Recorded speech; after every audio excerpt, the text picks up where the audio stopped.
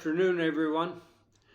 I just saw a post not too long ago on aviation forum from a contributor that was complaining about other pilots flying bomber patterns or airliner patterns, basically patterns that were too big. And it got me to thinking about something that a lot of us either have never been exposed to or no longer fly. The 360-degree overhead pattern, a pattern that is much smaller and hence not very big and takes up less space, and maybe that contributor would be much happier. Something we all should really know and use when appropriate. You know, they say keep your friends close, and the runway is generally a friend, and maybe we should keep it close, or at least closer. So let's talk a bit about the overhead pattern. The one thing to remember is the terminology, and some of it is different. First of all, instead of an upwind leg, we call it initial. And when we break or pitch out, those are the two new terms. We're either in the pitch or in the break to the downwind. And when we leave the downwind, we're in the final turn. There are no 90-degree turns in the overhead. There are simply 180-degree turns. Hence the 360-degree. There's a 180-degree turn from the initial to the downwind and a 180-degree turn in the final turn from the downwind to the runway, 360 degrees. So those are the new terms that you should become familiar with to announce to the other aircraft in the pattern what you're doing. Now the diagram that's now up in front of you is aligned for runway 27. So we're going to talk about 27. Depending on how you're approaching an airport and what the active runway is, we all know that there's a degree of maneuvering to get to the 45 to the downwind to fly a box pattern. In this case, we're going to talk about coming in from the east. So we're perfectly lined up for an overhead pattern to the left. We're say a left pattern for runway 27. So your first call is probably say 5 miles out. Aircraft call sign 5 mile initial for the overhead runway 27. Now be prepared for somebody to say again or what, and just repeat it. You don't have time to explain what you're doing. You just hope that everybody knows. So as you approach the numbers for 27, now you have another decision to make. Where are you going to pitch? The diagram shows the pitch out over the numbers. You don't necessarily need to do that. If you do that, your downwind is going to be very short because you're going to pitch out, and basically that is going to be a 360-degree turn back to the numbers. So if you want a degree of downwind, you'll delay your pitch, go down the runway a little bit, pitch out to have a bit of a downwind for you. If you have speed to lose, we'll talk about that in a minute, then of course you want to delay the pitch because you need a bit of a downwind to reduce speed. We'll get back to that in a minute. At any rate, you pitch. If you're a left pattern, you're going to pitch left. If you have a right pattern, you're going to pitch to the right. Simple as that. Now, if you have somebody on downwind, they do have the right way, so you've got to give to them. If they're in the traditional box pattern, chances are they're going to be much wider. As you get proficient to the overhead, you may ask them, mind if I pitch? I'll be well inside of you. I'm going to fly a short pattern, and I'll be on the ground before you. That'll be up to them. If they say, no, stay out of my way, then you've got to take that initial through and may well end up on go to the end of the runway, pitch, and then be on a modified downwind. You'll be a lot closer to the runway still, but it'll be a normal downwind. At any rate, wherever you pitch, you'll be tighter to the runway, and when you get to beam the numbers, once again, you'll start to final turn, or a little bit further. The diagram says 3 to 5 miles or something like that. Once again, it's up to you, but you don't need to be all that far away from the runway to start your final turn. Perhaps a little bit to adjust for an undershoot, an overshoot, or whatever, but the idea is to stay close to the runway. And depending on the performance of your aircraft, if you can land in 500-600 feet, you don't necessarily need to land on the numbers regardless of how long the runway is. That's up to you.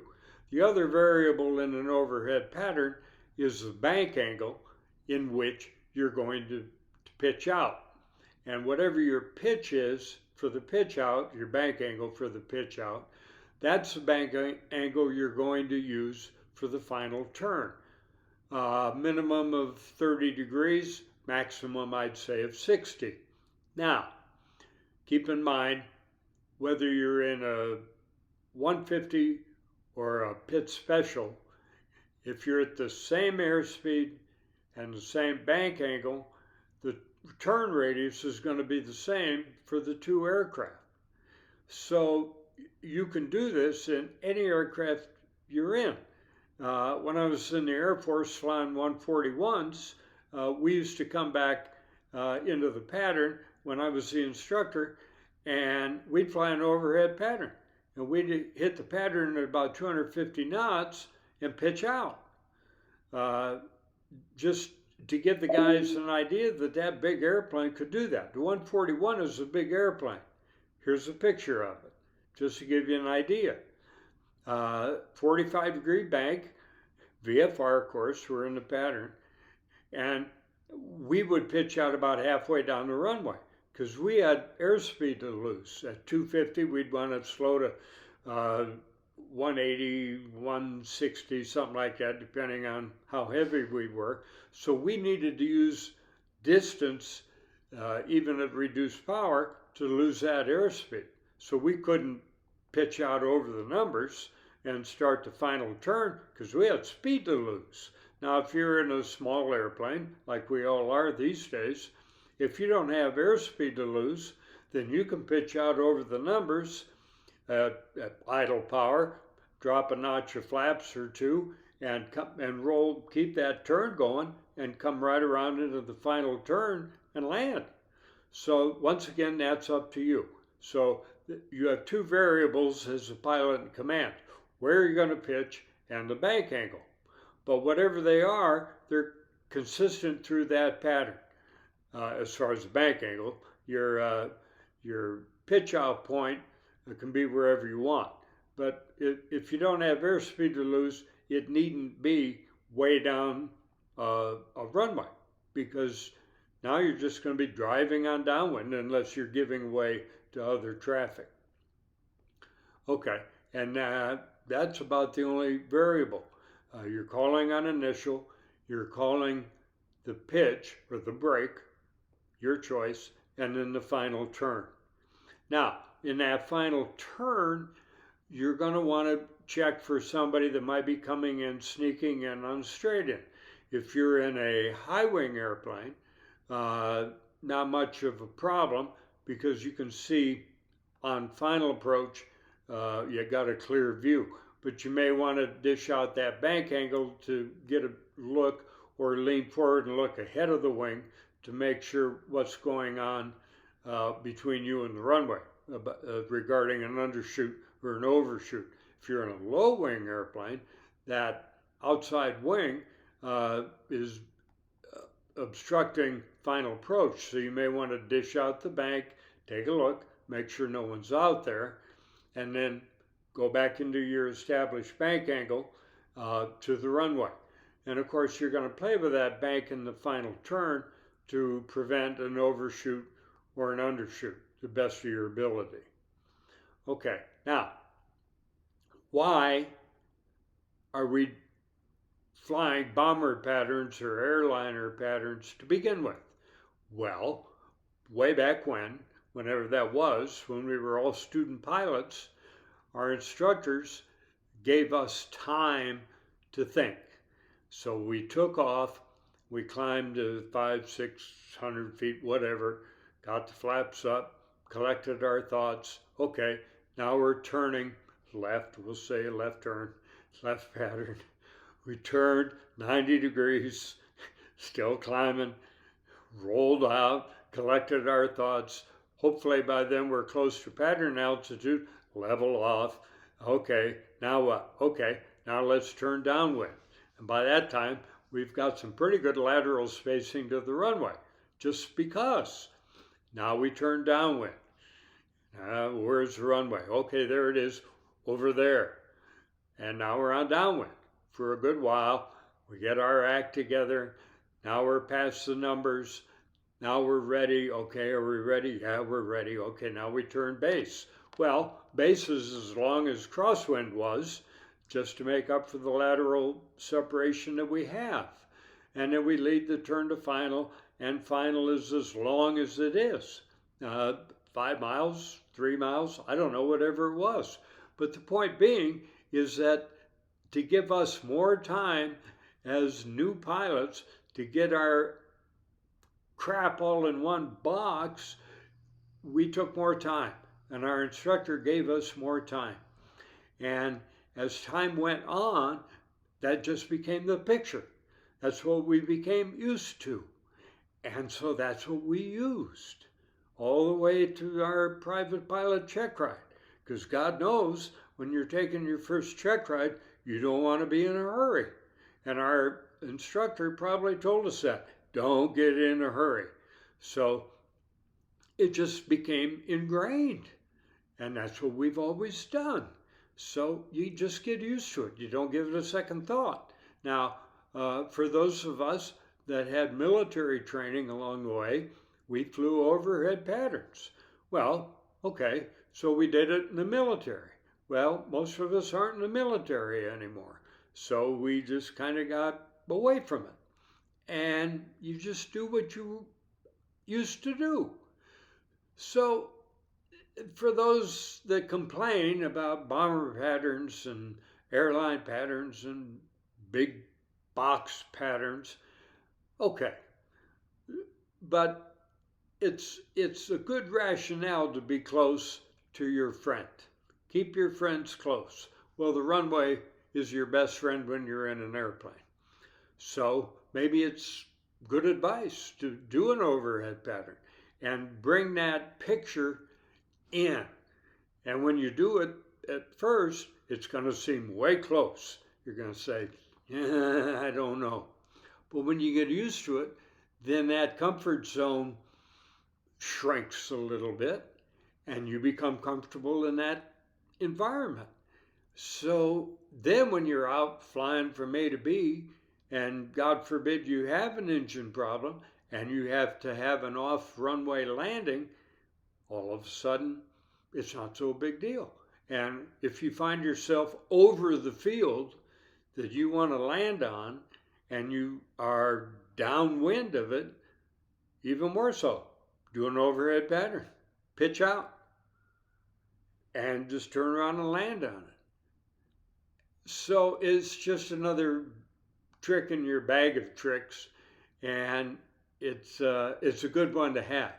You're going to get laughed at, and probably on the frequency, oh, here comes fighter jock, fighter wannabe.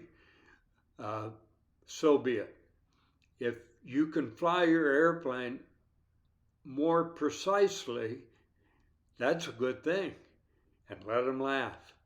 And you can train more efficiently if you can fly an overhead pattern precisely. You can fly a box pattern smaller. When you do touch and goes after an overhead pattern, you're going to take off and you're going to announce stand in the pattern, closed pattern. And all that means is you're going to fly that smaller pattern repeatedly. You're going to take off. You're going to get to an altitude that is safe for you. You're going to pull it up. You're going to do a 180-degree turn to a downwind. You're not going to fly a box pattern. You're going to be in that close pattern downwind, and you're going to stay there, and you're going to pass the numbers, and you're going to call a final turn. You're not going to call base. You're going to do a final turn yet again. And you may well be inside another guy on a box pattern out there, and you're going to say, hey, you're out there turning base. I'm flying a short approach. I'm going to do a short approach. I'll land. I'm doing a touch and go. I'll be on the ground. I'll go on before you're outside of your base. And now he's probably going to say, yeah, go ahead. As you become familiar in your home drone doing these, people are just going to, they might still snicker at you, but they're going to eventually say, how do you do those? You know, I do two touch and goes, and you've done 4. You've done 5. You're going to get more training. You're going to become more precise, and you're not going to maybe do it every time, but you're going to go on a cross country somewhere to a controlled field, and the tower's going to say, hey, can you do a short approach for me? And you're going to say, no sweat. And it's going to make you not necessarily a better aviator, but it's going to make you more able to do more things with your aircraft.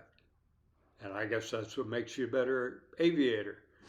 So go out and try. First couple are going to seem unusual for you. One word of caution: if you overshoot final, because you're close, and you get out there and you try and save it, and you crank up the bank a little bit, and you pull a little bit, and you get slow a little bit, and you hear the stall horn go off, wings level, max power, go around. That's called flying safe. And then you come back and you try it again. So it's a learning process. You're not going to do it right the first time. If you do, that's great.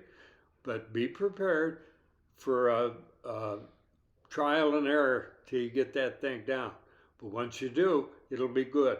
But don't be ashamed to say, no, that didn't work out. Go around. Come back, try it again. So as we end all of our videos, share, subscribe, and always fly safe.